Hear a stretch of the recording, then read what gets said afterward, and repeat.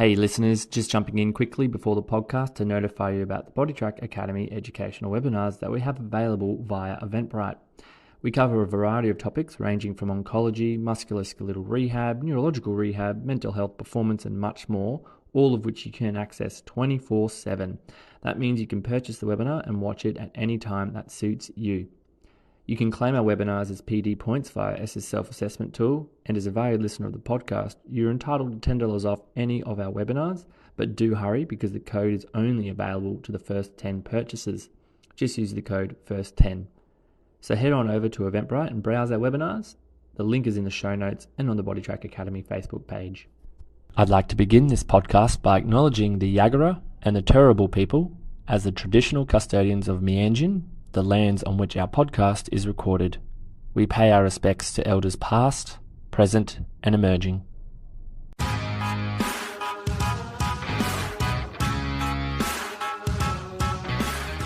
Welcome to the Bodytrack Academy podcast created by EPs for EPs. The podcast will take you on an in-depth understanding of everything an EP is faced with on a day-to-day basis, including clinical, personal, and business practices to ensure you become the best practitioner possible.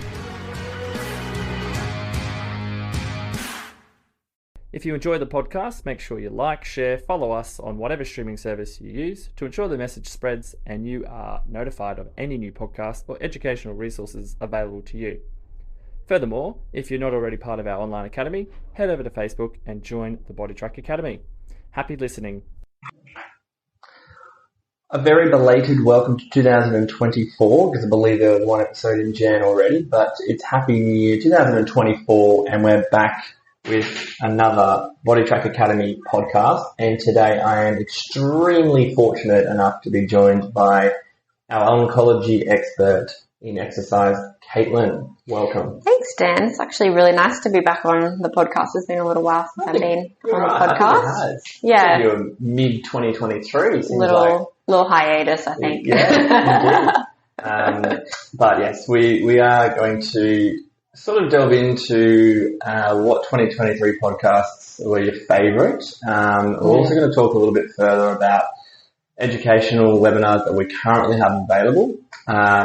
Wanting to know from our listeners what you would like us to produce in terms of educational webinars as well.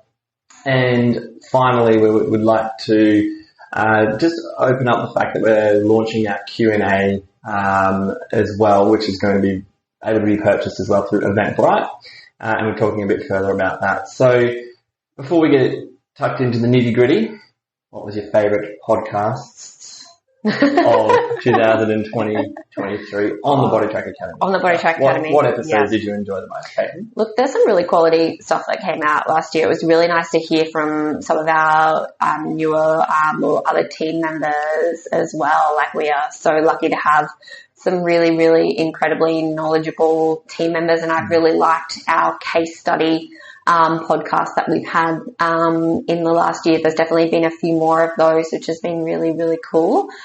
I particularly liked our the podcast that Nicole did a little bit earlier in the year, last year, that actually featured one of our beautiful clients from our community.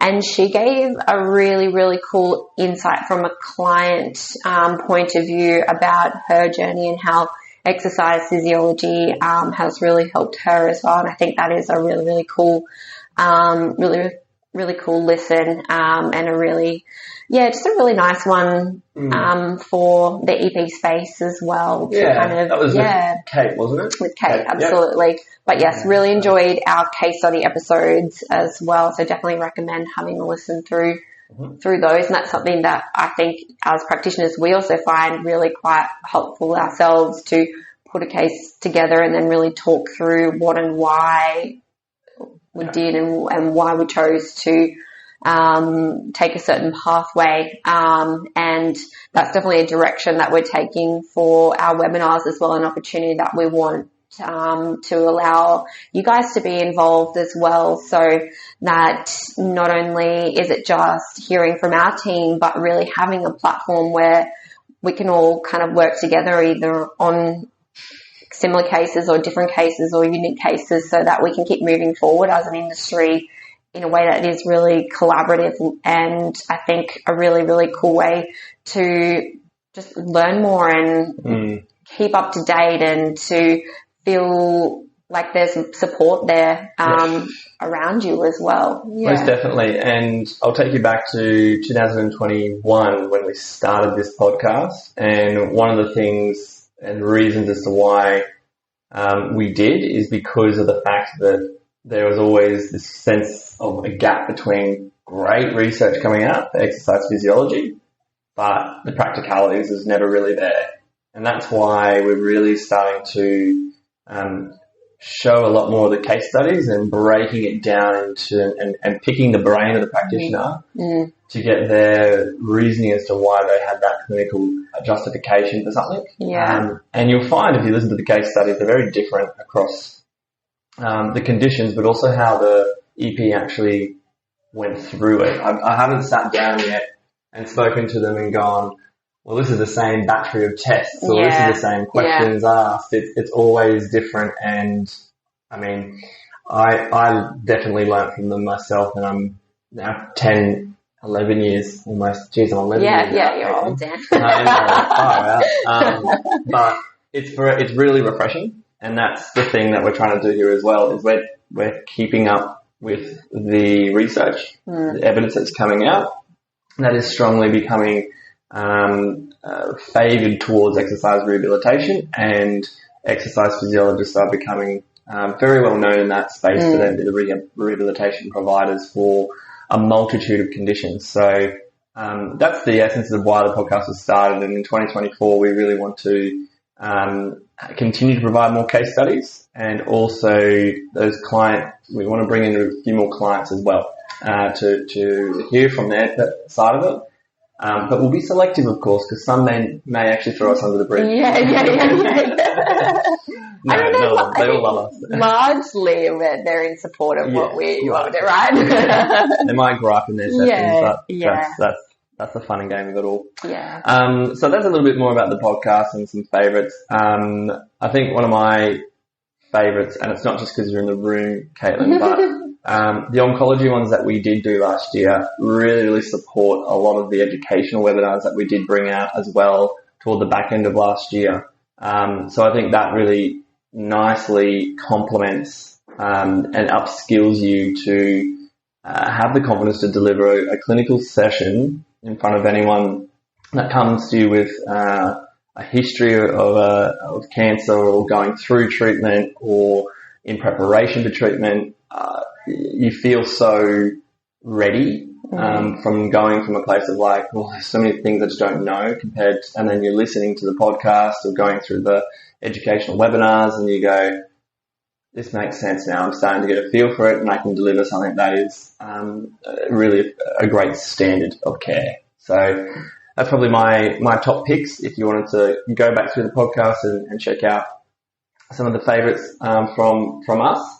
But segueing into educational webinars as well, do you want to just give us, the listeners, a little bit of an insight as to perhaps what your favourites were as well, what we've got currently? And we know this is a new space for us as well, so we're continually evolving this, but any standouts for you there? Yeah, I think it has been a really great opportunity to condense down what we kind of work through with other practitioners in the team to help them feel supported, and for us to be able to see more and access and provide services to more and more patients as well. So we do have the 4 educational webinars that are specific to oncology that take us through a range of side effects specific to cancer and cancer treatments, and really not just what the evidence is around those, but how to practically manage those as well. And we did do a podcast with Josh and Georgia, who actually worked through all 4 of those, what we'll call modules, but are available to you as webinars. And they talk a little bit about what they felt that they gained from those webinars, not necessarily always being in the oncology evidence-based first and foremost. Correct, yeah. So that was really amazing to be able to hear from them, and that really fuels us in terms of then feedback about where we keep moving forward in terms of creating new webinars and providing new content and providing new information. And it's definitely something that we would love to hear from you guys out there as well about what you're interested in or what you have found you may have learned, or what you feel like you would like to learn more about, because we're producing it for you guys as much as anything. So anything that you want to kind of see, please don't hesitate to reach out at all. Like that's absolutely part of it. We are continuously adding more webinars as well. So I've added an additional oncology webinar talking about more recent kind of research update in management of bony metastases or skeletal metastases, but also how to just manage bone health in an oncology patient, which we know is obviously a bit different to just osteoporosis management. So that one I particularly found really helpful going through again, and I find it is a good one across the board for all oncology patients and their management. But we've also been adding some women's health webinars as well, and Cam has done an amazing job with some really, really valuable strength and conditioning webinars, and seriously so good. Like I've never watched one of these webinars or listened to one of the team's podcasts and felt like I haven't learnt a lot from them. Takeaways from them are just invaluable and straight into practice. Hey, thanks for taking the time to listen to our podcast. We hope you're learning a lot in this particular episode. Just a shout out to our sponsor, HGG Performance, which provide very high quality, innovative gym equipment and custom fit outs to enable you to pivot your potential and smash your performance and rehab goals. They are world renowned for their innovative creations in the gym accessory space, including the best-selling ISO Tib LT, Tib Bar, Wrist Axe, and Nordic Bar. And I got to say, we're using some of these equipment in our clinic and finding some great results. Used by professional sports teams, athletes, and coaches worldwide, as well as the military, health practitioners, and apparently even Joe Rogan uses their gear. HGG is a proudly Aussie-owned company that makes all their gym equipment at their Gold Coast HQ. And our partnership with them, we are stoked to offer you 10% discount on any product with the code Bodytrack10, so you can experience what all the hype is about yourself. So jump over to their website, go to the checkout, punch in the code of Bodytrack10 to get 10% off on any of their great innovative gym equipment, and start using today. Thanks very much. Mine was going to segue from that too into my ones that I really enjoyed. The one about hypertrophy from Cam was a real insight, because particularly for some of my clients that I was seeing at the time, they wanted that hypertrophy and muscle mass, and I needed a good kick in the right direction for how to navigate that space a bit further, because I was efficient and sufficient in my knowledge, but I wanted to then know what else was out there, and that just summed it up perfectly. It was at my doorstep, and I could easily access it and spend an hour and go, wow, I can just take this next to my in my next day of practice and see results as well. So that's both on the educational perspective and also on an implementation perspective as well. And one of my clients is really benefiting from that as we speak as well, from his regime. So that was one of mine. The other one that I thoroughly enjoyed was nothing to do with clinical, but it was mental health for EPs. Ash did a great job in a lot of research behind that. By no means is she, and she'll credit me for saying this, a professional in terms of the mental health space, but she is a genuinely interested person, and we are fortunate enough as well, on a side note, to have her as our wellness coordinator and check in on us. And it's just the person that she is. So this is her gathering of resources, literature, but also her personal opinion that is in this webinar. And she does preface that, of course, when she's doing the webinar, that you can access on Eventbrite. But the thing that I got away from that is EPs, and particularly EPs, about allied health, are one of the highest allied health professionals to experience issues with their mental health, and it's mainly due to the compassion fatigue that we do have for our clients, because what they're going through and bringing to us, we also have an effect from that. And if you can think about your whole week of the number of patients that you see, you multiply that, and that can become a big burden. So something that I thought was a really good episode to listen to. A really good webinar to access. We also did a podcast on that one, but a really good webinar to access a little bit more for yourself as well, a bit of self-care for that. But the other thing that we're going to introduce in 2024 is internally we have a system where we're doing mentorships for the rest of our team. And these are run by our clinical team leads, and at the moment that is Caitlin and also Cam, and we're evolving those areas. We're going to open that up to the associates as well. So that is something that you can access. They will be live, but also recorded at the same time if you happen to miss the time that that mentorship is going to be held. Various different topics. A lot of them are going to be Q&A based.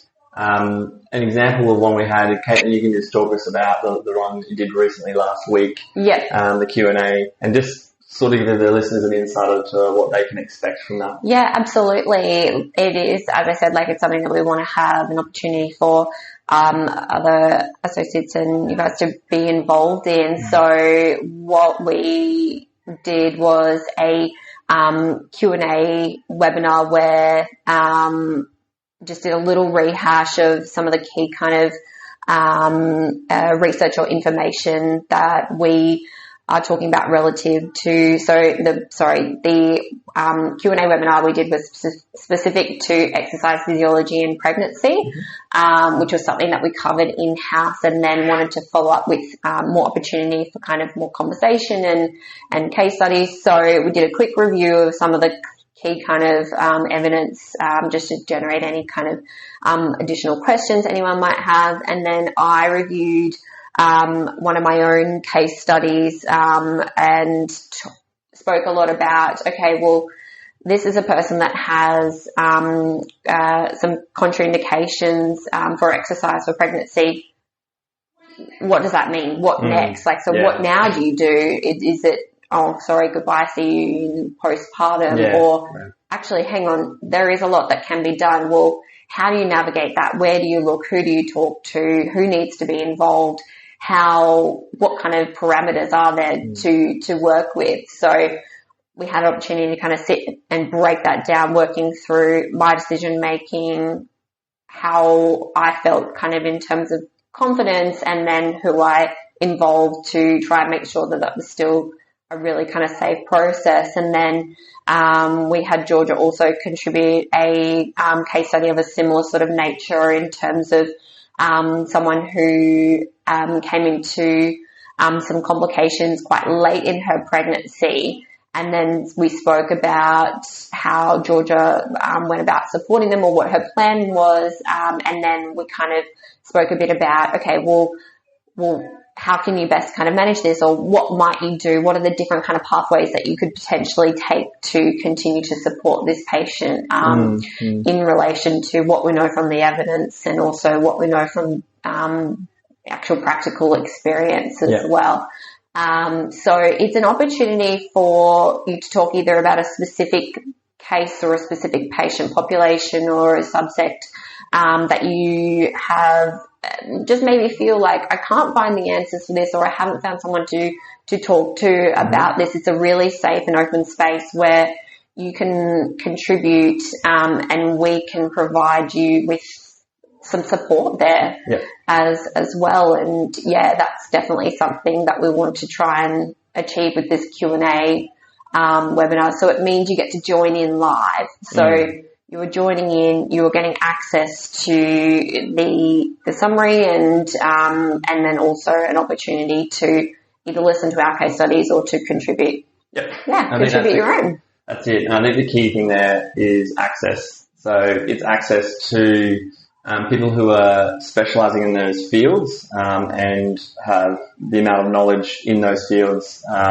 being oncology, women's health, and then SNC and more of musculoskeletal as well at this stage, but we're going to be growing that further. So that's the exciting things that are happening in 2024. The other things, just to keep you posted on, associates, is we are looking to go through the accreditation process with ESSA for our webinars so that you can purchase it via the ESSA website and claim points that way. Doesn't mean you can't claim points now. You still can. You just have to do that self-assessment tool for any webinar you've done. Which is like 5 seconds. It is about 5 seconds. And don't leave it until end of the year. It is not fun. Yes, I don't like that either. Yes. Not that we speak on behalf of them, but that is true. Yeah. Not a fun. Do it as you go. Just do it as you go. Just get it done. It backlogs. It can be treacherous. So, yes, we're going through that accreditation process. So we can't guarantee when and if they will be accredited, but once they do, I'm sure you guys will be the first to hear about it. Recapping on the podcast, there were some podcasts to support our educational webinars so that you hear about it first. We are also wanting to include more client experiences to the podcast, and hopefully some allied health will come on board to discuss like we've done previously. I'm going to finish up with Caitlin. Your 2024, I was going to say agenda, your 2024 goals or things you want to achieve. Yeah, I think being able to, a big goal of mine for 2024 is to be able to connect with more people in the industry, in the EP space, and to really help us continue to move forward with having more access and more ability for more oncology patients and women's health patients to have practitioners who feel confident in this space. It always comes back to when I'm working with people, their confidence in these areas. And I was so fortunate to be supported in my early years of being an EP, and ongoingly now by people who improve my confidence. And if at the bare minimum that's something that I can be contributing, then that's really, really, that's really important. Fantastic. Yeah. Advocating, hey? Advocating. That's you. Caitlin. All right, team. Well, that will do us for another episode on the Bodytrack Academy podcast. Happy 2024. Have a think about your goals for the year. Instead of resolutions, it's all goal focused for yourself and how you're going to progress yourself as an EP. And I think one of the ways you can really do that and access your potential is via these Bodytrack Academy resources that we're offering. Until next time, Caitlin, we'll probably talk about something clinical, I'm sure, in the meantime. Thank you very much for joining us again. Thanks always for having me. Welcome. Great.